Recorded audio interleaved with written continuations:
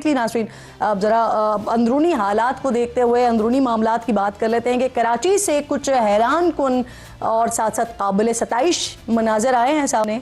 वज़ीर आला खैबर पख्तूनख्वा सुहेल आफरीदी वो पहुँचे कराची, तो एयरपोर्ट पर सिंध के सूबाई वज़ीर सईद गनी ने उनका वेलकम किया। सईद गनी ने सिंधी अजरक और टोपी पहनाकर सुहेल आफरीदी को खुशामदीद कहा। क़यादत की जानिब से नेक ख्वाहिशात का पैगाम भी सुहेल आफरीदी तक पहुँचाया गया। जब सुहेल आफरीदी साहब एयरपोर्ट से बाहर निकले तो कारकुनान की बड़ी तादाद वहाँ पर मौजूद थी, उन्होंने उनका इस्तकबाल भी किया। रैली की सूरत में फिर वो शारा फैसल से होते हुए प्रेस क्लब पहुँचे। पीपल्स पार्टी की जानिब से PTI को बाग़ जना में जलसे की इजाज़त भी दे दी गई है, जिसके बाद तहरीक इंसाफ ने 25 लाख रुपए फ़ी की मद में जमा भी करवा दिए हैं। लेकिन यहाँ एक ट्विस्ट भी है ना कहानी में, इंतज़ामिया ने इजाज़त को सिक्योरिटी क्लियरेंस से मशरूत कर दिया है। अब क्या ये जलसा हो सकेगा? और फिर अगला सवाल ये कि अगर हो जाता है तो फिर क्या कामयाब भी हो पाएगा? इन सब से बढ़कर जो अहम सवाल है वो ये है कि पीपल्स पार्टी के रवैये में ये यकदम तब्दीली आई कैसे है? क्या दूसरी तरफ नाज़रीन तहरीक तहफ़्फ़ुज़ आईने पाकिस्तान का काफ़िला लाहौर पहुँच गया है। रास्ते में नामालूम अफराद की जानिब से गाड़ियों में तोड़ फोड़ भी की गई है। ये कौन लोग थे इसका मालूम नहीं हो सका, लेकिन क्या पंजाब भी सिंध की तरह वेलकम करके जो सियासी दर्जा हरारत है इस वक्त इसको कूल डाउन नहीं कर सकता था? लाहौर पहुंचने के बाद मीडिया से गुफ्तगू में तहरीक तहफ़्फ़ुज़ आइन के सरबरा महमूद खान चकज़ई का कहना है कि हुकूमत से मुज़ाकरात और इमरान खान की रिहाई उसी सूरत में मुमकिन है कि जब 8 फरवरी की पहिया जैम हड़ताल कामयाब हो। इस पर बात करने के लिए प्रोग्राम में बैरिस्टर अकील मलिक वज़ीर मुमलिकत हैं बराए कानून मुझे ज्वाइन कर रहे हैं। आपकी बेहद शुक्रगुजार हूँ मलिक साहब। ये दो जो सिचुएशंस डेवलप हुई हैं इस पर ज़रा पहले बात कर लेते हैं। सर, ये लाहौर पहुँचे, गाड़ियों में तोड़ फोड़ हुई, इससे पहले सुहेल आफरीदी साहब लाहौर आए थे, उनको भी जगह जगह रुकावटों का सामना करना पड़ा था। असेंबली पहुँचे थे, वहाँ भी माहौल अच्छा नहीं था। लेकिन आज कराची में ज़रा सिचुएशन डिफरेंट है ना, वो वहाँ पर जाते हैं, उनका एक वज़ीर इस्तकबाल भी कर रहे होते हैं, वेलकम किया जाता है, अजरक और टोपी रिवायती पेश की जाती है। अच्छा नहीं होता कि यहाँ पर भी यही सब कुछ होता जो वहाँ हुआ, जो काबिल सताइश अमल है? मलिक साहब जी, बिस्मिल्लाहिर्रहमानिर्रहीम। किरण साहब बहुत बहुत शुक्रिया। बिल्कुल जो SOPs तकाजा करते हैं जो एक आपकी सिक्योरिटी के हवाले से इकदाम उठाने होते हैं। कोई भी एक वज़ीर आला अगर दूसरे सूबे में जाता है तो अगर वो प्रायर इंटीमेट करता है और इंटीमेशन देता है तो वाज़ेह तौर पे वो इकदाम उस सूबे की हुकूमत उठाती है। जिस तरह हमने उठाए, उनकी सेफ्टी, उनकी सिक्योरिटी को इंश्योर करना ये बिल्कुल हमारी जिम्मेदारी थी और SOPs भी यही डिमांड करते हैं और हमने उसी चीज़ को इंश्योर किया। लेकिन अबव एंड बियॉन्ड अगर किसी हवाले से कोई वेलकम में कितना जो है वो बढ़ चढ़ के कोई हिस्सा लेना है जिस तरह सिंध हुकूमत ने लिया तो ये उनका अपना प्रोरोगेटिव है। अब जाहिर बात है कि वज़ीर आला पंजाब जो है उनकी मसरूफियत, उनकी इंगेजमेंट्स वो इस हवाले से आपको बेहतर पता है कि हर रोज़ एक नया इनिशिएटिव, एक नया प्रोजेक्ट, एक नई जो है इनाग्रेशन और एक नई फैसिलिटी जो है वो इंट्रोड्यूस कराई जाती है पंजाब में। तो पंजाब में तो आप ये कह रहे हैं कि सिंध हुकूमत फारिग है इसलिए वो वेलकम कर रही है? सर देखिए, मैं ये तो बिल्कुल भी नहीं कहूँगा कि वो फारिग हैं, लेकिन ये उनका अपना जो एक प्रोरोगेटिव है, वो उनका अपना इस्तेकाक है, उन्होंने क्या इकदाम उठाए क्या नहीं उठाए। लेकिन हमारे जो रिक्वायरमेंट थी विद दी SOPs या in line with the SOPs और सिक्योरिटी के इकदाम जो थे, सेफ्टी के इकदाम जो थे वो बिल्कुल हमने उठाए। वो बिल्कुल हमने उनको सिक्योरिटी फराहम की और जो नेसेसरी प्रोटेक्शन थी जो हमने उनको सहूलियत वो बिल्कुल हमने की। अच्छा मलिक साहब, इसमें कोई शक नहीं है सर, मरियम साहिबा इंतहाई मसरूफ रहती हैं। मैं खुद देखती हूँ, कभी कोई प्रोजेक्ट लॉन्च कर रही हैं, कभी कहीं पर मौजूद हैं। लेकिन यहाँ सिंध में भी तो वज़ीर आला खुद नहीं गए थे ना, पीपल्स पार्टी का या सिंध हुकूमत का नुमाइंदा वहाँ पर मौजूद था जिसने वेलकम किया। पंजाब में भी हो सकता था ये सर, अच्छी रिवायत कायम हो सकती थी। देखिए, हमने कोई उनकी मूवमेंट को रिस्ट्रिक्ट तो नहीं किया। हमने तो जो सिक्योरिटी रिपोर्ट्स थी हमारे पास, उस हवाले से हमने उनको गाय बगाए जो है आगाह भी किया और उसके साथ साथ उनकी जो आमदोरफ्त थी उसको फैसिलिटेट भी किया। हमने तो कोई बाड़ें तो खड़ी नहीं की, हमने कोई जो रास्ते तो बंद नहीं कर दिए। हमने तो उनको कहा बिल्कुल आप आना चाहते हैं, आपने इंटीमेट किया है, SOPs ये डिमांड करते हैं, ये इस चीज़ का तकाजा है कि आपको सिक्योरिटी फराहम की जाए, आपको नेसेसरी जो प्रोटोकॉल है वो फराहम किया जाए, जो हमने दिया। तो इसमें तो कोई ऐसी बात नहीं। हाँ, अगर पंजाब हुकूमत ने कोई अपना एक वज़ीर, क्योंकि पंजाब में तो काम हो रहा है और सारे वज़रा जो हैं वो मसरूफ़ हैं अपने अपने कामों में, अपनी अपनी इनिशिएटिव्स में, अपनी अपनी मीटिंग्स में, तो वहां पे किसी एक वजीर को स्पेयर करके और ये कह देना कि आप इनका इस्तकबाल करें, तो मेरे ख्याल से ये भी कोई जो रिक्वायरमेंट नहीं है, कोई मैंडेटरी एलिमेंट नहीं है। मलिक साहब, आप भी बहुत मसरूफ रहते हैं, यानी कि क्योंकि वो फुटेजेस आपने नहीं देखी कि जब वो जा रहे थे लाहौर तो किस तरह से रास्ते में जगह जगह रुकावटें थी। इनफैक्ट जब लिबर्टी मार्केट पहुंचे तो मार्केट भी उनके आने से पहले बंद करवा दी थी। सर, मेरी जो गुजारिश है वो यही है कि एक तो उनका ज़ाती नोयत का ये विज़िट था, क्योंकि उनकी अपनी पार्टी के चेयरमैन बैरिस्टर गौहर साहब ने ऑन रिकॉर्ड ये बात की है कि ये कोई ऑफिशियल विज़िट नहीं था, ये उनकी अपना ज़ाती विज़िट ज़रूर हो सकता है। लेकिन उसके साथ साथ जो अगर कोई आप कहें कि सिक्योरिटी चेक पॉइंट्स थे वो बिल्कुल ज़रूर हमने खड़े किए और उसमें कोई ऐसी बात नहीं है। अगर जो वीडियोज़ आप जिनका जिक्र कर रही हैं वो इकदाम लिए वो इसलिए लिए क्योंकि वो सिक्योरिटी के पहराए में लिए, वो सेफ्टी के पहराए में लिए और इसलिए लेना लाजम मलजूम थे, क्योंकि आपको पता है कि कानून वाले इदारों की जो रिपोर्ट्स होती हैं फिर उस पर अमल दरामद करना पड़ता है। जो आप बात कर रहे हैं ना मलिक साहब, वो बिल्कुल जाती दौरा था और रिक्वायरमेंट भी ये नहीं है कि जाके कोई इस्तकबाल करे। लेकिन सर, अगर ऐसा हो जाता तो तारीख में अगर कोई रिवायती चीज हो जाती है तो तारीख में वो अच्छी तरह याद की जाती है।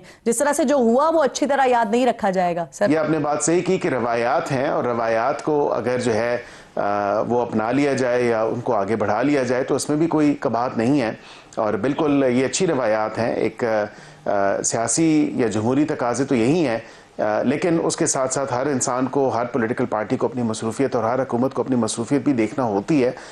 तो उसको देखते हुए, इन तमाम चीज़ों को देखते हुए मेरे ख्याल से जो इक़दाम उठाए गए वो इन लाइन विद SOPs थे और in line with security protocols थे। चलिए, आप इस बात को तो अग्री कर रहे हैं। सर, अब तहरीक तहफ़्फ़ुज़ आइन वो जो कह रहे हैं कि गाड़ियों पर हमला किया गया, रिक्शा ड्राइवर पर तशद्दुद किया गया, ये पंजाब पुलिस की जानिब से किया गया, तो इसकी इंक्वायरी होनी चाहिए और आप समझते हैं कि ये काबिल मजम्मत अमल है? मजम्मत करेंगे आप इसकी? मैं बिल्कुल इस अमल की मजम्मत करता हूं, लेकिन इस हद तक कि अगर कोई प्रूफ है उनके पास के वो पंजाब पुलिस ने तोड़ी है तो फिर सामने लेके आए। देखिए ना, ये झूठा क्लेम कर देना और उसको सब्सटेंशिएट ना करना और फिर ये कह देना कि ये पंजाब हुकूमत के जो अफसरान हैं उन्होंने या पंजाब पुलिस के अफसरान ने तोड़ी हैं, तो ये भी ज़्यादती है और ये कोई एक फेयर बात नहीं है कि अगर आप इल्ज़ाम ठहराएं और पंजाब हुकूमत को या पंजाब की एडमिनिस्ट्रेशन को मुद्दे इल्ज़ाम ठहरा लें और कहें कि जी ये गाड़ियाँ उन्होंने तोड़ी हैं। क्या कोई वीडियो, क्या कोई CCTV मंजर आम पे आई? बिल्कुल भी नहीं आई।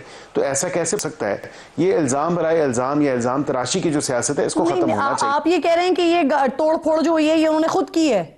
मुझे तो यही लगता है, मैं तो इससे यही अखज़ कर सकता हूँ, क्योंकि उसके अलावा तो ना कोई सबूत है, ना कोई प्रूफ है, ना कोई एविडेंस है, ना कोई CCTV है, ना कोई एमेचर वीडियोज़ हैं और ख़ुद ही से कह देना कि ये पंजाब की पुलिस ने तोड़ी हैं तो फिर ये भी ज़्यादती है। ये इल्ज़ाम जो है वो सब्सटेंशिएटेड नहीं है, अनसब्सटेंशिएटेड क्लेम है जिसका कोई एविडेंस, कोई सबूत जो है वो मौजूद नहीं है। आप इल्ज़ाम लगा रहे हैं, आप कह रहे हैं कि जो तोड़फोड़ हुई है वो उन्होंने खुद की है। बहरहाल जी, जलसे की इजाज़त सिंध हुकूमत ने दे दी है, पंजाब में जलसे की इजाज़त मांगी जाती है तो हमारे पास सिचुएशन हमारे सामने कुछ और आती है। मलिक साहब, सवाल आपके लिए छोड़ के गई थी कि अब जब वज़ीर आला पहुंचे हैं सिंध तो वहां पर उनको जलसे की इजाज़त भी मिल गई है ना, फ़ी भी जमा करवा दी है, लेकिन अगर यही इजाज़त पंजाब में मांगी जाती है मलिक साहब तो यहाँ पर आप लोग फिर सिक्योरिटी के मसाइल बताते हैं और फिर इजाज़त नहीं देते, तो वो कौन से मसाइल हैं जो यहाँ आते हैं लेकिन वो सिंध में नहीं आ रहे हैं? सर देखिए, अब इसके ऊपर तो मेरे पास वाज़ेह तौर पे मैं आपको ये नहीं बता सकता कि उसकी क्या वजूहात हैं, क्या नहीं है, क्योंकि कुछ सिक्योरिटी नाफिद करने वाले इदारे हैं, उनकी तरफ से जो है जो इंटेलिजेंस रिपोर्ट्स आती हैं उसी की उसको मद्देनज़र रखते हुए, उसको देखते हुए, इन व्यू ऑफ दैट जो भी इक़दाम उठाए जाते हैं वो उठाए जाते हैं। तो इसमें ऐसी तो कोई बात नहीं है। और अगर सिंध की भी अभी तक उनको इजाज़त नहीं मिली किसी जगह जलसा या कोई इजलास या कोई ऐसी चीज़ करने की, उन्होंने भी यही कहा कि इन व्यू ऑफ सिक्योरिटी सिचुएशन, क्योंकि एक गालबन उन्होंने यूनिवर्सिटी रोड की इजाज़त मांगी थी, उन्होंने कहा इस चीज़ की इजाज़त नहीं दे सकती जो डिस्ट्रिक्ट एडमिनिस्ट्रेशन है, लेकिन उसके साथ साथ ये भी है कि जो बाग़ जना की बात की जा रही है वहाँ पर भी इन व्यू ऑफ सिक्योरिटी सिचुएशन जो सिक्योरिटी क्लियरेंस या सिक्योरिटी इदारों की तरफ से जो रिपोर्ट्स आएंगी उनकी रोशनी में उनको मद्देनजर रखते हुए जो भी इजाज़त होगी तभी दी जा सकती है। इतने सिटीजन्स की सेफ्टी और सिक्योरिटी को एट रिस्क या एट पेरिल थे आप, सिर्फ क्योंकि एक सियासी जमात की ख्वाहिश है और वो जलसा जुलूस करना चाहते हैं, कम से कम आपकी अवलीन जो सूबे की हुकूमत है उसकी अवलीन जिम्मेदारी और जो उसकी ड्यूटी है कि वो अपने सिटीजन्स को प्रोटेक्ट करे, उनकी सेफ्टी और सिक्योरिटी को इंश्योर करे। सर वैसे एक जुमला ख्वाहिश के साथ ऐड कर लें, उनका जमहूरी हक भी है। बहरहाल वहाँ बड़ा घी शक्कर चल रहा है, आपके शायद दिल में नहीं है। वहाँ के सूबाई सदर कह रहे हैं कि हम वजीर साहब की बात के ऊपर ईमान ले आए हैं, वो जो बात कर रहे हैं तो हमें इजाजत भी मिल जाएगी, इसलिए उन्होंने फी भी जमा करवा दी। देखिए यही बात है कि 12 दफा सवाल ले लें, वज़ीर-ए-आज़म ने दावत दी और आखिरी मुझे बता दें सर, वजीर आजम और महमूद अजगज़ई साहब ये दोनों मुज़ाकरात की बात कर रहे हैं, लेकिन आगे कौन बढ़ेगा, किस बात का इंतजार किया जा रहा है मलिक साहब? देखिए यही बात है कि 12 दफ़ा वज़ीर-ए-आज़म ने दावत दी और आखिरी मरतबा काबीना का इजलास शुरू होने से पहले बाज़ाब्ता तौर पे दावत दी गई, लेकिन यहाँ पे जो इशू है वो ये आ रहा है कि बावजूद इसके कि मैंडेट उनके पास है, बावजूद इसके कि मज़ाकरात के अमल से वो बखूबी वाकिफ़ हैं, बावजूद इसके कि उनको ये इस बात का इदराक है कि वज़ीर-ए-आज़म ने एक नहीं मुतअद्दिद बार दावत दी है, तो फिर उस प्रोसेस को बढ़ाने के लिए देखें ना, पहले आप तो नहीं हो सकता और ये होना भी नहीं चाहिए। जब हुकूमत ने दावत दे दी, अब हुकूमत से ये एक्सपेक्टेशन तो नहीं है कि हुकूमत एक तंबू लगाए और शामियाना लगाए और फिर वहाँ पे कुर्सियाँ भी लगाए, वहाँ पे मेज़ भी लगाए और फिर उनको कहे कि जी हम आपकी राहें तक रहे हैं, हम आपके इंतज़ार में बैठे हैं, आप कब आएंगे। ऐसा तो नहीं है। जो मोस्ट अप्रोप्रिएट फोरम है किरण साहिबा वो पार्लियामान है और पार्लियामेंट के अंदर भी custodian of the house speaker national assembly ने फैसिलिटेशन का अंदिया दिया है। उन्होंने कहा है कि मैं अपने जो मेरे गुड ऑफिसेज हैं उनका इस्तेमाल आप कर सकते हैं, मैं फैसिलिटेट करने के लिए तैयार हूँ। कमेटीज़ वही होंगी, उसमें ऑप्ट इन कर लें मेंबर्स या कुछ मेंबर्स बेशक आप उसमें रद्दबदल कर लें। वही कमेटीज हैं जो हुकूमती साइड से और अपोजिशन साइड से कमेटीज। यानी आप ये कह रहे हैं कि जितना आपने करना था वो कर लिया है, अब मेज लगाने, तंबू लगाने या जितने भी कदम बढ़ाने हैं वो अपोजिशन नहीं बढ़ाने?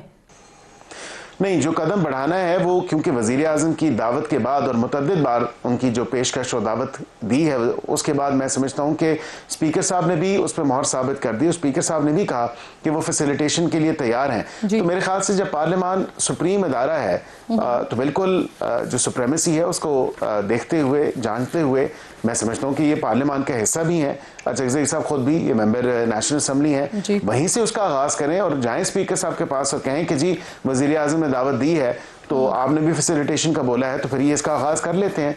वो उसके वही कमेटी रूम जो है वो उसको प्लेस ऑफ सिटिंग बना लें और पार्लियामान से ये शुरू करें तमाम तर काम। और मैं उम्मीद करता हूँ कि दोबारा 12 तारीख को जो इजलास आ रहा है नेशनल असम्बली का उसमें ये बात सामने आएगी और मैं उम्मीद करता हूँ कि ये तमाम तर बात जो मामला जो मिल बैठने का है, बातचीत का है, डायलॉग का है या मज़ाकरात का है, ये कम से कम उसका कुछ न कुछ आगाज़ जो है वो अगले हफ्ते से हो जाना चाहिए। सर आगे भी बढ़ना चाहिए, खुश आइंद होगा। आगे बढ़ जाते हैं सर, खैबर पख्तूनख्वा में वादी तीरा में अब बाकायदा नकल मकानी का आगाज़ हो गया है, तो जो ऑपरेशन हो रहा है या होने जा रहा है, सूबाई हुकूमत ऑन बोर्ड है इस पर मलिक साहब?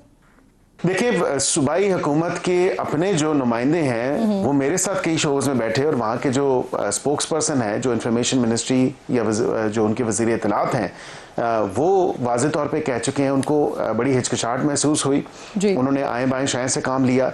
वो इन क्लियर वर्ड्स या इन सो मेनी वर्ड्स टीटीपी को दहशतगर्द जमात कहने से कासिर थे। वो क्यों नहीं कहना चाहते थे? उन्होंने कहा नहीं, इफ्स एंड बट्स का इस्तेमाल किया। तो ऐसा भी तो नहीं होना चाहिए, आए बाएं शाएं का इस्तेमाल नहीं करना चाहिए। जी सर वजीर इत्तलात कहते हैं पीटीआई कलदम टीटीपी का सियासी विंग है, सूबाई हुकूमत की दहशतगर्दों के खिलाफ वाज़े पॉलिसी के बगैर मलिक साहब अमन मुमकिन है वहां पर? देखिए इंटेलिजेंस बेस्ड ऑपरेशंस जो हो रहे हैं बिल्कुल वाज़े तौर पे, क्योंकि लॉ एंड ऑर्डर जो एक सब्जेक्ट है वो सूबाई सब्जेक्ट है, लेकिन उसके साथ साथ वफाक की भी जिम्मेदारी है जहां मुल्क की नेशनल सिक्योरिटी, मुल्क की सॉवरेनिटी, मुल्क की खुद मुख्तारी या बॉर्डर एरियाज़ पे जहाँ पे अगर बात करें तो वाज़े तौर पे वो हमारी जिम्मेदारी बनती है। और इतना पोरस बॉर्डर है और क्रॉस बॉर्डर टेररिज्म के हवाले से आप बखूबी जानती हैं, जो तमाम आदाद शुमार DGISPR साहब ने जो शेयर किए वो तमाम तर फैक्ट्स और फिगर्स आपके सामने भी रखे, कौम के सामने भी रखे। तो मैं समझता हूँ कि अगर सूबे की हुकूमत अभी भी किसी किस्म का तावन नहीं करना चाहती तो ऑपरेशन तो होगा और ऑपरेशन होना ज़रूरी है, क्योंकि वहाँ पे लोगों को बेयारो मददगार नहीं छोड़ा जा सकता। लोगों को सूबे की हुकूमत जो कि गवर्नेंस के अंदर फेल हो चुकी है उनकी ईमा पे नहीं छोड़ा जा सकता या उनकी रहमो करम पे नहीं छोड़ा जा सकता। बहुत शुक्रिया आपका अकील मलिक साहब, प्रोग्राम में आप साथ मौजूद है।